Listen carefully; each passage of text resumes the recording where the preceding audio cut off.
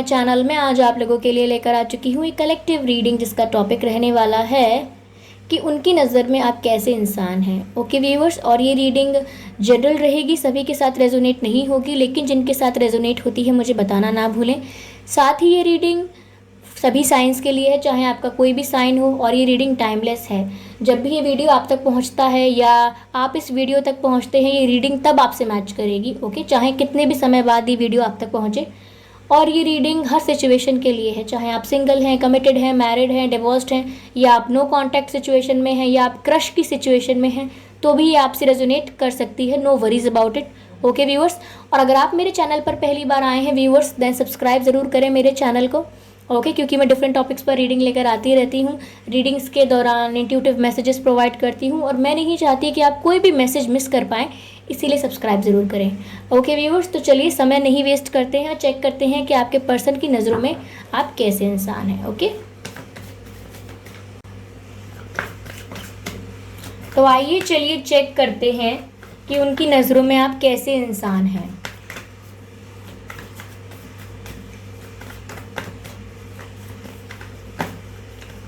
Okay,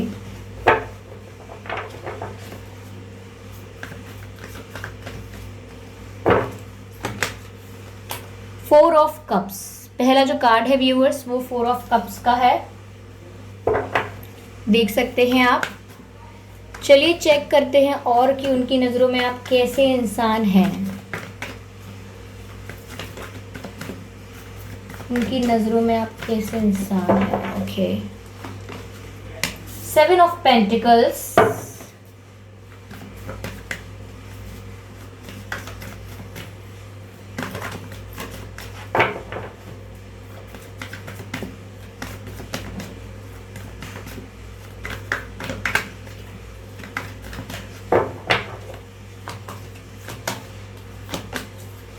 seven of swords.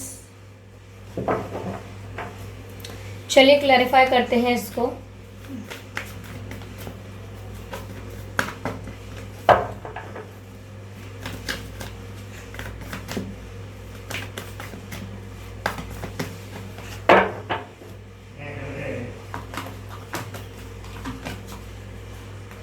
Eight of wands, seven of pentacles को clarify करते हैं viewers. Minute,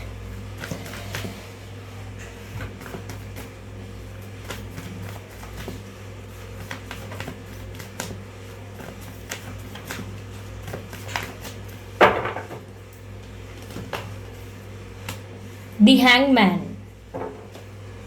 let's clarify seven of okay, two of cups, energy of deck है ten of cups. Okay,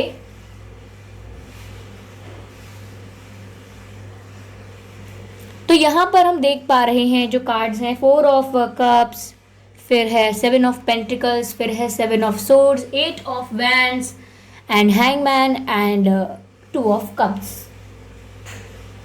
तो viewers, पहली बात तो यहाँ पर ये कि आपके पर्सन आपको कैसा इंसान समझते हैं, मैं उनकी नज़र में आप कैसे इंसान हैं, इस चीज़ में पहले मैं आपको कुछ हिंट्स दे देती हूँ कि आपके जो पर्सन होंगे उनके नाम में 7 अक्षर हो सकते हैं, 7 लेटर्स, या ऐसा हो सकता है कि उनका जन्मदिन 7th मंथ में आता हो, 7वें महीने में उनका जन्मदिन हो, या 7 तारीख को हो, या ऐसा हो सकता है कि जब से आपकी उनकी बात बंद हुई हो उस चीज़ को 7 दिन हो गए हो, या आपका लास्ट कम्युनिकेशन 7 दिन पहले हुआ हो, या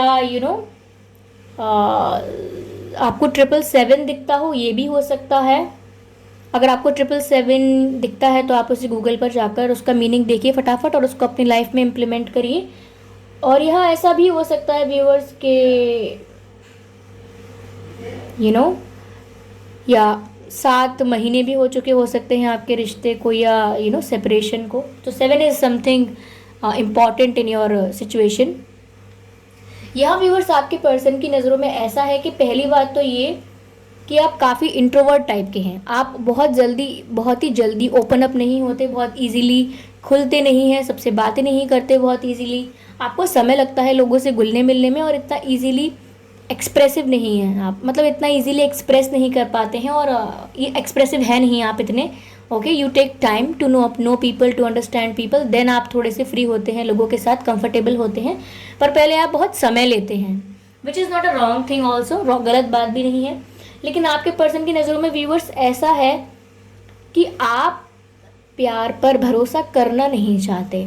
आपके पर्सन को ऐसा लगता है कि आपको प्यार तो होता है, आप प्यार में पड़ जाते हैं, आपकी फीलिंग्स तो जनरेट हो जाती हैं, लेकिन वहीं आप उस रिश्ते को डिनाई करते हैं।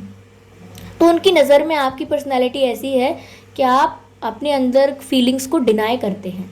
आपके अंदर फीलिंग्स बहुत होती हैं, लेकिन आप उनको डिनाई करते हैं, और आप हमेशा लोगों के प्यार को शक करते हैं कि अगर आपको कोई बोले आई लव यू बोलता है कोई आपको, या कोई आपको कोई प्रपोजल देता है, कोई ऑफ़र देता है, तो आप उसको लेके हमेशा डाउट में आते हैं, आप बहुत शक करते हैं, आपको हमेशा रेड फ्लैग्स दिखते हैं, और हमेशा आपको ऐसा लगता है कि कुछ गड़बड़ है, कोई इंसान इतना मीठा कैसे हो सकता है, कोई इतना अच्छा कैसे हो सकता है, और कोई मुझसे इतना प्यार कैसे कर सकता है। तो आपको 10 तरीके के सवाल आते हैं, और आप डिनाई करते हैं प्यार को, और आप एक्सेप्ट नहीं करते।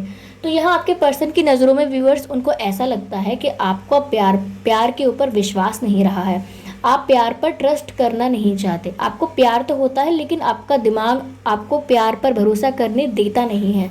तो ऐसा ही लग रहा है मुझे यहाँ पर, ऐसा ही लग रहा है व्यूअर्स।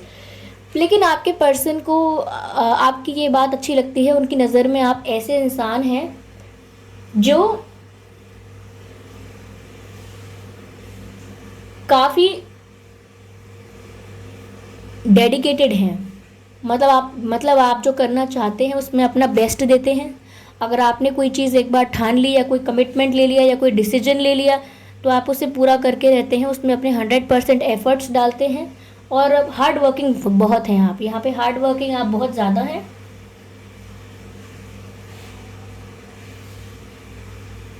और यहाँ पे ऐसा भी लग रहा है कि आपके पर्सन की नज़रों में आप एक ऐसे पर्सन हैं, आप एक ऐसे इंसान हैं जिनको अपॉर्चुनिटीज़ बहुत मिलती हैं, यानी कि रिलेशनशिप अपॉर्चुनिटीज़ बहुत, यानी कि आपके लाइफ में ऑप्शंस बहुत होंगे, आपको ऑप्शंस की कोई कमी नहीं होगी। ठीक है, टीनेज से लेके अगर आपकी एज जितनी भी है, आज आपको काफ़ी ऑफ़र्स मिलते होंगे, और अगर ऑफ़र्स नहीं मिलते होंगे तो ऐसी कई सिचुएशंस होंगी जहां आपके अंदर फीलिंग्स आई होंगी, लेकिन जस्ट बिकॉज आप डरते हो इसीलिए आपने कभी एक्सप्रेस भी नहीं किया, और ना कभी किसी ने एक्सप्रेस, अगर किसी और ने एक्सप्रेस किया तो आपने कभी उस चीज़ को एक्सेप्ट भी नहीं किया है। ओके, क्योंकि आपके पर्सन व्यूअर्स, यहाँ पर एक सिनेरियो है, यहाँ पर जो मैं आपको बताऊँगी ये लास्ट रो में जो है। और दूसरी बात व्यूअर्स, आपके जो पर्सन हैं उनको लगता है कि आपके साथ चीटिंग हो चुकी है, और आपके पर्सन की नज़रों में ये बात काफ़ी एविडेंट है कि आप चीटिंग की वजह से डरते हैं। आपके साथ जो पास्ट में चीटिंग हुई है आपके साथ, मुझे नहीं पता, यहाँ पर ऐसा लग रहा है साफ साफ कि आपके साथ प्यार में धोखा हुआ है। किसी पर्सन को आपने काफ़ी प्यार किया, क्योंकि यह 2 ऑफ कप्स की एनर्जी भी है, और ऊपर 7 ऑफ सोर्ड्स की एनर्जी है, बिट्रेयल की एनर्जी है। तो ऐसा लगता है कि आपने किसी को बहुत प्यार किया हो। और I am sorry for the background noise guys, if you are having any, I really can't control it, तो I hope you are able to focus on my voice. तो यहाँ पर ऐसे आपके पर्सन को लगता है, उनकी नज़र में ऐसा है आपका पर्सनालिटी कि आपको व्यूअर्स प्यार में धोखा मिला है लाइफ में किसी पॉइंट ऑफ टाइम पर। ओके, तो वहाँ आपको चीटिंग जो आपके साथ हुई है उस चीज़ ने आपको इतना फोबिया क्रिएट कर दिया है आपके अंदर प्यार को लेके, इतना डर बैठ गया है आपके मन में प्यार को लेके कि आप डिनाई करते रहते हैं हर रिश्ते को, हर फीलिंग को। ये जो फोबिया बैठ गया है, ये डर बैठ गया है आपके मन में, ये एक चीटिंग हुई है आपके साथ, ये रीसेंट पास्ट में भी हो सकती है, और थोड़ा 1-2 साल 3 साल या 4 साल पहले भी हो सकती है। ओके, 5 साल पहले भी हो सकती है। ये चीटिंग हुई है आपके साथ प्यार में, इसीलिए आपके पर्सन को लगता है कि आप अब भरोसा नहीं करते हैं किसी पर। और दूसरी चीज़ व्यूअर्स, आपके पर्सन को आपके बारे में ये लगती है, उनकी नज़र में आप ऐसे हैं आप कि आप बहुत ही कैलकुलेटिव हैं। मतलब आप अगर किसी से कोई बात कहेंगे तो आप 10 बार सोच के कहते हैं। अगर आपने किसी से कोई बात कह दी तो उसके बाद भी आप काफ़ी बार सोचते हैं उस बारे में कि मैंने इनसे कह दिया, इसका क्या मतलब निकालेंगे, ये क्या इनको समझ में आया, इसका गलत मतलब तो नहीं निकालेंगे, कहीं इसका मतलब वो तो नहीं निकाल लेंगे, और मैंने इनसे कहा तो ठीक किया, क्या मुझे कहना चाहिए था, क्या मैंने जल्दी तो नहीं कह दिया, क्या मुझे थोड़ा लेट बोलना चाहिए था। शायद मैंने थोड़ा जल्दी बोल दिया, मुझे बाद में बात करनी चाहिए थी इस बारे में। तो आप बातें कहने के बाद भी बहुत सोचते हैं और बातें करने से पहले भी बहुत सोचते हैं। ऐसा ही आपके एक्शंस और डिसीजंस को लेके आपके पर्सन को लगता है कि आप कोई एक्शन लेने से पहले भी बहुत सोचते हैं, कोई डिसीजन लेने से पहले भी बहुत सोचते हैं, और डिसीजन और एक्शन लेने के बाद भी बहुत सोचते हैं। तो काफ़ी कैलकुलेटिव हैं आप जब से धोखा खा चुके हैं। दूध का जला इंसान छाछ भी फूंक फूंक कर पीता है। इस कहावत का मतलब पता है? जो इंसान एक बार गर्म दूध पीकर जल गया हो, जिसका लिप्स जल गए हों, जिसकी जीभ जल गई हो, तो वो इंसान जब ठंडी चीज़ उसे ऑफर करो ना पीने के लिए कोई, तो उसको भी डर के पीता है। उसमें भी एक बार फूंक मार के देखता है कि ठंडी इसको कर लेता हूँ, क्या पता ये चीज़ भी मुझे जला दे। तो ऐसा है कि आप एक बार इतना हर्ट हो चुके हैं कि आप हर चीज़ बहुत ही कैलकुलेटिव होकर करते हैं। और यहाँ पर ऐसा भी है व्यूअर्स, कई सिचुएशंस ऐसी होती हैं जहाँ आप सब कुछ इन्वेस्ट कर देते हैं अपना। जैसे मान लीजिए आपने एक बार अगर किसी पे ट्रस्ट कर लिया, किसी को अपना मान लिया, उसको आप अपनी बहुत सारी बातें शेयर कर देते हैं, उसको आप अपनी वीकनेसेस जाहिर कर देते हैं, यानी अपनी वीकनेसेस उसके आगे शो करने में शर्माते नहीं हैं, उनको अपनी बातें शेयर करते हैं, अपना दुख सुख सब कुछ शेयर करते हैं, इवन अपनी आगे की प्लानिंग भी शेयर कर देते हैं। और उसके बाद आप क्या करते हैं, वो पर्सन अलग बिहेव करने लगता है आपके साथ, यानी जिसके साथ आप सब कुछ शेयर करते हैं, अपना इमोशंस, अपना टाइम इन्वेस्ट कर देते हैं जिसके ऊपर, फिर वो पर्सन बाद में आपके साथ अलग और बहुत ही वियर्ड बिहेव करने लगता है, आपको इग्नोर करने लगता है। जिस चीज़ को लेके आपको और टेंशन होती है, तो आपको लगता है, आपको चिंता होती है कि मैंने इनके ऊपर इतना टाइम इन्वेस्ट किया, इन्हें इतना कुछ बताया, इनके साथ इतना कुछ शेयर किया, लेकिन अब पता नहीं क्या हो गया। तो आप हैंग्ड हो जाते हैं, आप सिचुएशन में स्टक होके रह जाते हैं। क्यों?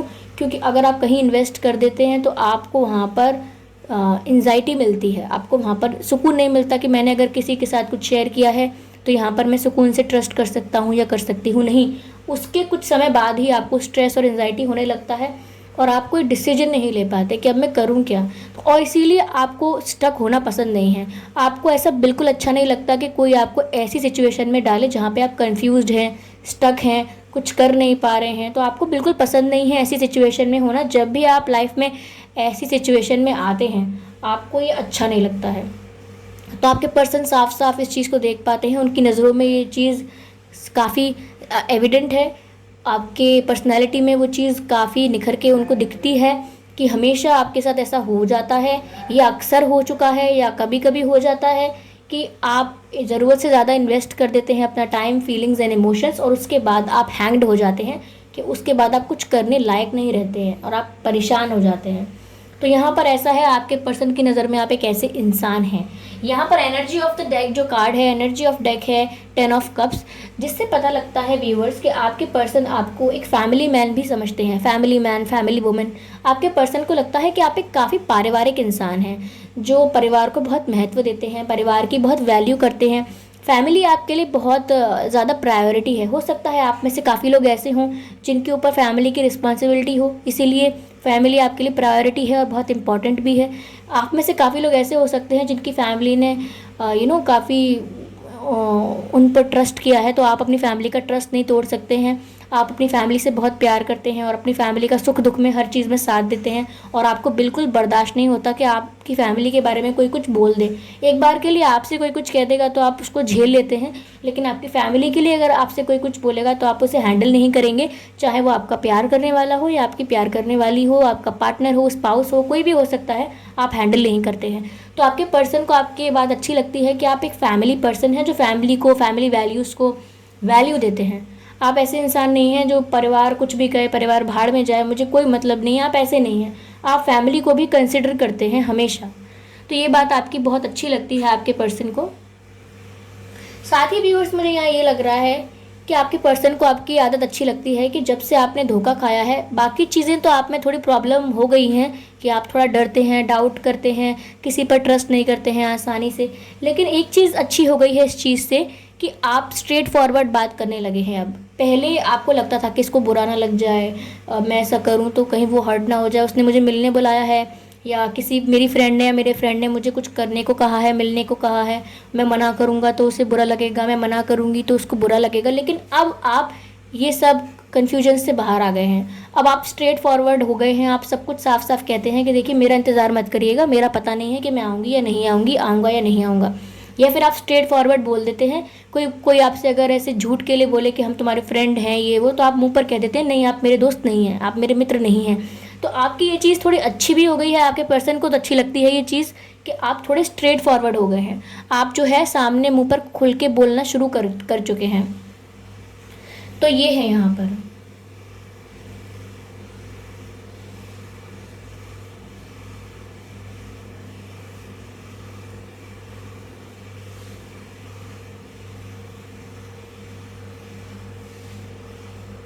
लेकिन आपके पर्सन को व्यूअर्स ऐसा भी लगता है कि आप एक डीप थिंकर हैं, आप सोचते बहुत हैं और ऐसा नहीं है कि हमेशा गलत ही सोचते हैं। इनफैक्ट कभी कभी आप इतने डीप थिंकिंग में चले जाते हैं कि आप 4 लोगों के बीच में बैठे होते हैं लेकिन आपकी थिंकिंग, आपका ध्यान कहीं और होता है। तो आपका आप एक टाइम टाइम क्या कहते हैं उस चीज़ को, जोन आउट, आप किसी और सिचुएशन में ही चले जाते हैं अपने दिमाग में। और जो करेंटली आपके पास लोग बैठे हों या सामने टीवी चल रही हो, कोई मूवी चल रही हो, तो आपको ध्यान नहीं रहता कि मूवी में क्या सीन हुआ क्या हुआ, क्योंकि आपका ध्यान ही कहीं और चला जाता है।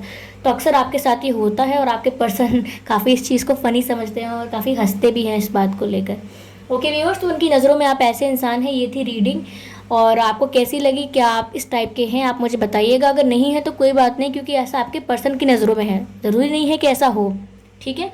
ज़रूरी नहीं है कि आप उनकी नज़रों में जो हो वो आप वैसे ही हो रियल में, हो सकता है उनकी नज़रों में आप कुछ और हो पर आप रियल में कुछ और हो, ठीक है। तो बताइएगा मुझे कमेंट करके, कुछ सजेशंस हैं या कुछ आप मुझे फीडबैक देना चाहते हैं ज़रूर दे सकते हैं, कमेंट्स दे सकते हैं जिस भी टॉपिक पर आप चाहें। ओके, और वीडियो को लाइक करना बिल्कुल ना भूलें, चैनल को सब्सक्राइब करना ना भूलें व्यूअर्स। मैं ऐसे ही डिफरेंट टॉपिक्स पर रीडिंग लेकर आती रहूँगी और आपको गाइडेंस देती रहूँगी। ओके, तब तक के लिए बाय बाय।